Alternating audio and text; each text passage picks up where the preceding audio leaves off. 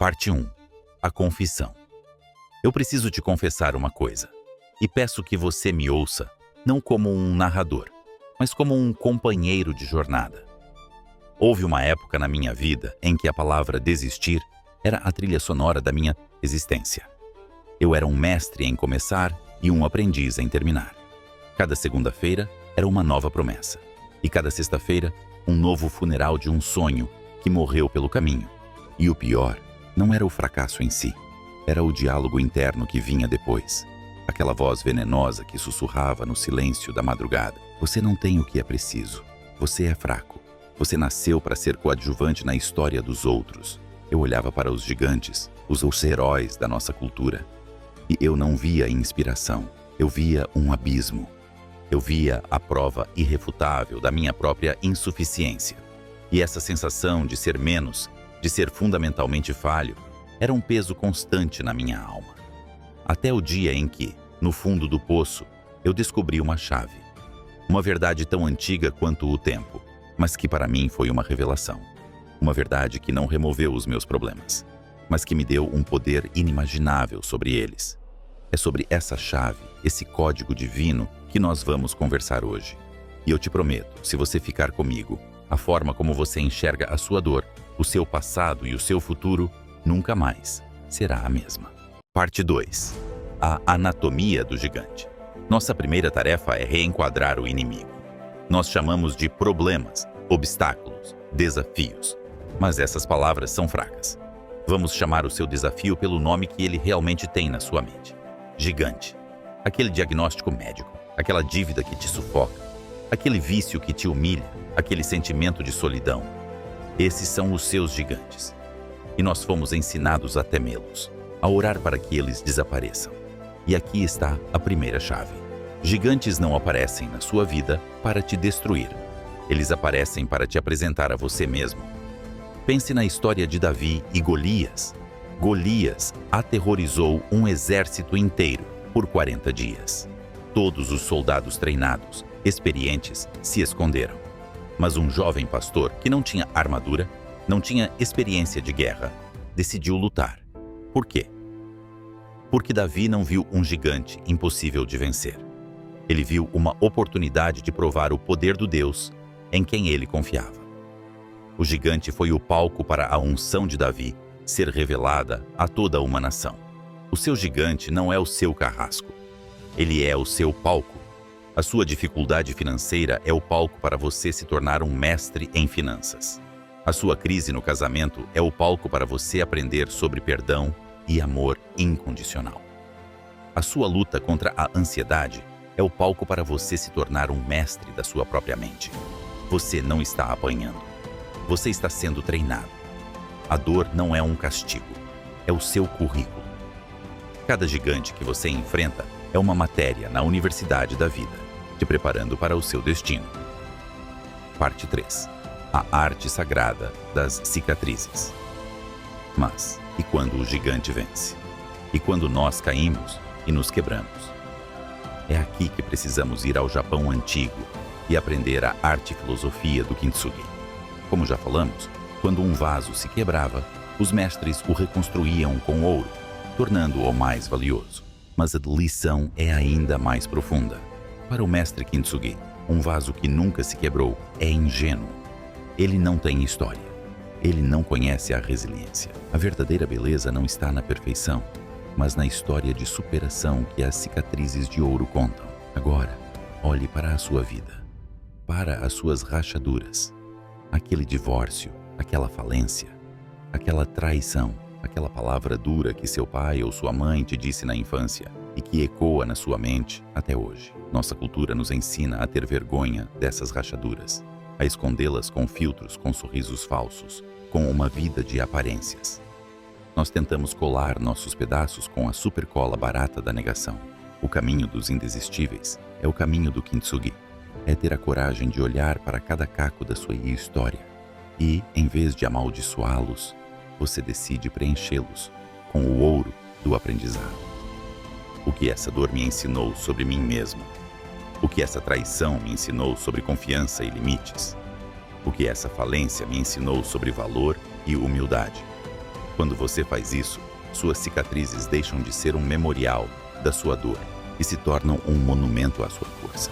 Você para de ter vergonha da sua história e passa a ter orgulho dela. Porque cada cicatriz de ouro prova que você sobreviveu a algo que tentou te destruir. E isso te dá um poder silencioso, uma autoridade que ninguém pode te tirar. Eu quero fazer uma pausa aqui. Isso é importante. Se você, ouvindo isso, sentiu uma das suas cicatrizes doer, mas também sentiu uma faísca de esperança, eu quero que você honre essa cicatriz agora. Clique no botão do like, não para mim, mas como um ato de reconhecimento da sua própria força, da sua própria história. E se você quer fazer parte de uma comunidade que vê cicatrizes como medalhas, se inscreva no Evolutivamente Parte 4. O código em ação. Essa mentalidade não é teoria. É o sistema operacional dos maiores nomes da história. Pense em J.K. Rowling. Antes de Harry Potter, ela era uma mãe solteira, divorciada, vivendo de auxílio do governo, clinicamente deprimida. E, segundo suas próprias palavras, o maior fracasso que conhecia. Ela era um vaso estilhaçado, mas em vez de se afogar na amargura, ela pegou os cacos da sua depressão, da sua pobreza, do seu sentimento de perda e os preencheu com o ouro da imaginação. Ela escreveu, não por fama ou dinheiro, mas para sobreviver. A história de Harry Potter, um órfão que descobre que tem um poder e um destino grandioso, era a história dela. Ela escreveu sua cura. E ao curar a si mesma, ela curou uma geração. Napoleon Hill, o pai da ciência do sucesso, codificou isso. Ele chamou de desejo ardente e persistência. Ele descobriu que todo grande sucesso nascia de uma grande dor ou de um grande desejo. A dor de ser pobre, o desejo de provar algo para alguém. Ele ensinou que a diferença entre o sucesso e o fracasso não era a ausência de dificuldades, mas a presença de um desejo que queimava mais forte que o fogo do inferno das adversidades. E a Bíblia?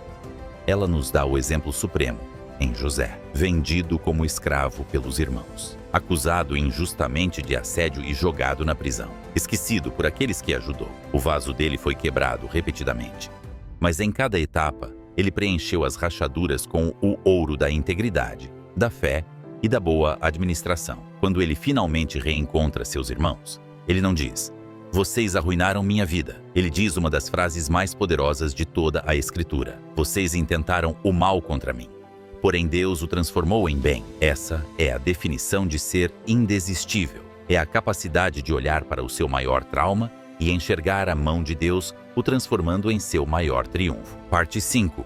A ativação do código.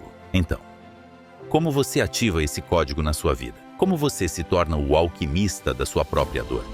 O primeiro passo é a decisão. A decisão consciente de que você não é uma vítima. A decisão de que sua história não será definida por aquilo que te aconteceu, mas por como você respondeu. O segundo passo é o conhecimento. Você precisa de um mapa. Você precisa de ferramentas. A coragem sozinha não é suficiente. Você precisa de sabedoria. E é aqui que entra o poder dos livros, dos audiobooks, dos ensinamentos.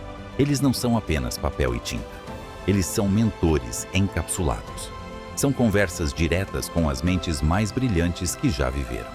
Ler Quem Pensa Enriquece não é ler um livro. É ter Napoleon Hill como seu coach pessoal por 200 páginas. Ler Meditações de Marco Aurélio é ter um imperador romano a te ensinar a ter calma no meio do caos. Você acha que não tem tempo para ler? É exatamente por isso que você precisa ler. Porque a sua vida atual é o resultado direto do seu conhecimento atual. Para ter uma nova vida, você precisa de um novo conhecimento. A evolução da sua mente não é um luxo. É uma questão de sobrevivência e domínio. É o que te dará as chaves para abrir as portas do seu destino. Ser indesistível, no fim, é entender que você foi projetado para o impacto. Suas maiores provações não foram enviadas para te parar. Elas foram permitidas para te preparar, para te qualificar, para te dar uma história que um dia você vai usar para curar outras pessoas. Sua dor tem um propósito. Seu fracasso tem um valor. Sua cicatriz tem uma mensagem. Não desperdice sua dor. E para encerrarmos nossa conversa de hoje, eu te pergunto, se você pudesse transformar uma de suas maiores dores em sua maior fonte de sabedoria, qual dor você escolheria e qual lição de ouro você extrairia dela? Seja corajoso e compartilhe nos comentários. Sua história pode ser a chave que outra pessoa está a procurar. Se esta jornada ressoou com você, se você sentiu algo se mover aí dentro, faça a sua parte para que este movimento cresça. Deixe o seu like, se inscreve agora no Evolutivamente e ativa o sino. E como sempre, este canal é o nosso campo de treino. Comente abaixo qual gigante você quer que a gente estude e derrote juntos no próximo vídeo. A sugestão mais pedida se tornará a nossa próxima batalha, com os créditos para você. Lembre-se, você não foi feito para ser frágil. Você foi feito para ser inquebrável, indesistível.